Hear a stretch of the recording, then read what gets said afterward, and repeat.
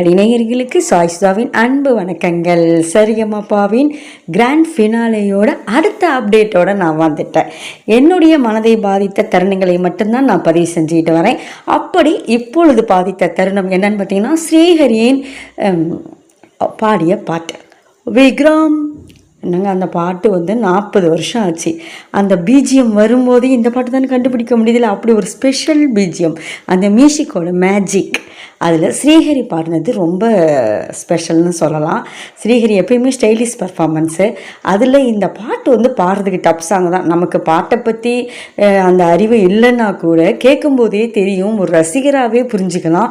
அதில் நிறைய voice modulations வரும், சிரிப்பு வரும், அப்படியே ஒரு மாதிரி வேகமாக ஒரு ஆக்ரோஷமாக சொல்கிற மாதிரி வரும், நிறைய வாய்ஸ் சேஞ்சஸ் வரும். அது எல்லாத்தையுமே ஆன்லைன் ஸ்பாட்டில் லைவில் பாடுறதுங்கிறது ரொம்ப டஃப்பு தான்.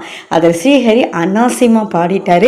பாடி முடித்ததுமே பாடகர் கார்த்தி அவங்களுக்கு அசிஸ்டண்ட்டாக அப்பாயின்மெண்ட் பண்ணி அச்சம்பர் அப்பாயின்மெண்ட் ஆர்டருங்கிற மாதிரி கையில் கொடுத்தாரு.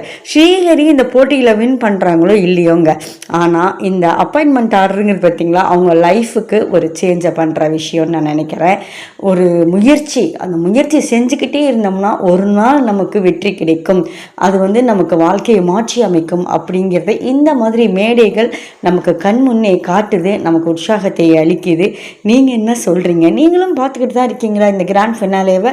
உங்கள் மனதை எந்த பருவம் தாக்கியது? உங்கள் மனதை எந்தெந்த தருணங்கள் தாக்கியது? அதை பதிவு பண்ணுங்க, பார்க்கலாம். பாய்.